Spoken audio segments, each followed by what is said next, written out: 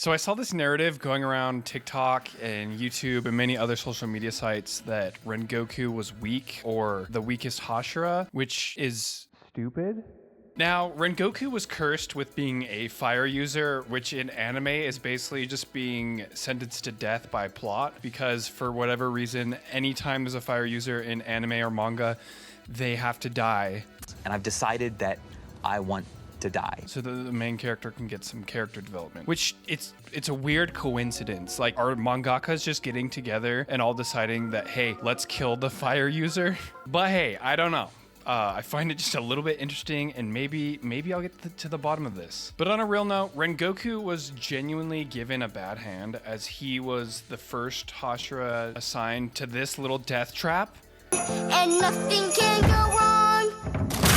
Oh no, it all went wrong! And he died before massive power boosts like the Slayer Mark, See-Through World, Selfless State, Red Blade, all of these massive power boosts were even accessible to any Demon Slayer. One claim that I've been seeing going around a lot that is completely not true was that Rengoku wasn't strong enough to manifest a Slayer Mark, which is stupid because at that point in the story, literally no one could. It was impossible to get a Slayer Mark at that point. That being because Tanjiro hadn't even manifested his own Slayer Mark yet, which if you didn't know, for the Slayer Mark to spread to other people, there has to be a Sun user. They are the catalyst that allows the Slayer Mark to spread to other Demon Slayers who meet the other requirements of the near-death experience and the heart rate and breathing. The power that the Slayer Mark grants its user far exceeds what's normally capable for them, and I think the best example of the difference in power between having a Slayer Mark and not having a Slayer Mark is Muichiro and his battle against Upper Moon 5. Muichiro is getting absolutely destroyed at the start of this fight, and he got boxed like a fish, trapped in a water prison vase, and was basically nowhere near Gyoko's level. Like, Gyoko was just playing with him at that point. It wasn't until after Muichiro had manifested his Slayer Mark that the battle began to turn and the tides had changed. But it wasn't just the Slayer Mark that granted Muichiro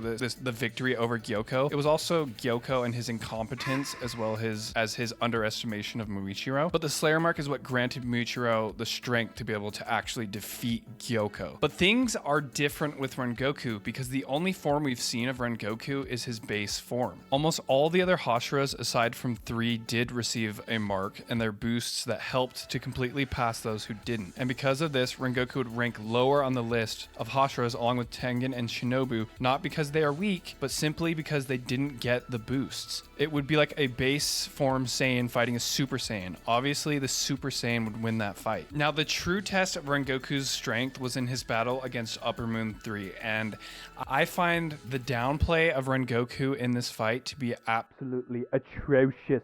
Rengoku was almost able to win an unwinnable fight. He took on one of the first Upper Moons that this generation of Slayers had ever encountered alone. But not only was it an Upper Moon, it was Upper Moon 3. Now, it is a fair point to say that Akaza wasn't taking this fight seriously. And that's true. That's because he didn't need to take the fight seriously because of his compass needle ability, which if you didn't know, his compass needle ability allows him to detect battle presence or battle spirit. And it works similar to like Spider-Man's spider sense, and he is just able to sense where his opponent is on the battlefield at all points, as well as find their weak points. So the stronger the battle spirit of the opponent, the stronger and more accurate his compass needle is. Akaza was stated as saying that Rengoku's battle spirit was finely tuned and he was close to the realm of supreme territory. So while Rengoku's impressive battle spirit would be amazing in almost every fight, it was the exact opposite and his biggest detriment against an opponent like Akaza. And to show just how important that ability is to Akaza, let's take the fight with Tanjiro, Gyu, and Akaza. Akaza was bodying both Tanjiro and Gyu in that fight, and they were both marked Slayers. And Tanjiro was at like Hashira level at that point, like no doubt. And they were both getting absolutely slammed by Akaza, and Gyu even almost got the Rengoku treatment himself. He almost got himself punched through until Tanjiro unlocked the selfless state ability, where he was able to completely erase his own battle presence, making it so Akaza could no longer detect where Tanjiro was at all times, giving Tanjiro an opening to cut Akaza's head off. Another thing at the end of the Mugen Train arc, when Rengoku was pierced through his solar plexus, which meant his stomach and other vital organs were crushed, broken ribs and severed spines, he still overpowered Akaza in terms of pure strength. Rengoku at his weakest, lowest point through sheer willpower was able to overpower Upper Moon 3 and almost take his head off. In my personal opinion, Rengoku with the Slayer Mark, See-Through World, and Red Blade is a top 3 Hashira. So yeah, by the end of the story, Rengoku would be one of the weakest Hashiras, but that's not because he's weak. It's just because he didn't get any of the boost or abilities that all of these Hashiras got by the end of the story, which put them miles ahead of those who didn't. In my opinion, Shinobu is the weakest Hashira, and I know that might ruffle some feathers, and I might even do a video on why, but for now, I'm not going to go into it.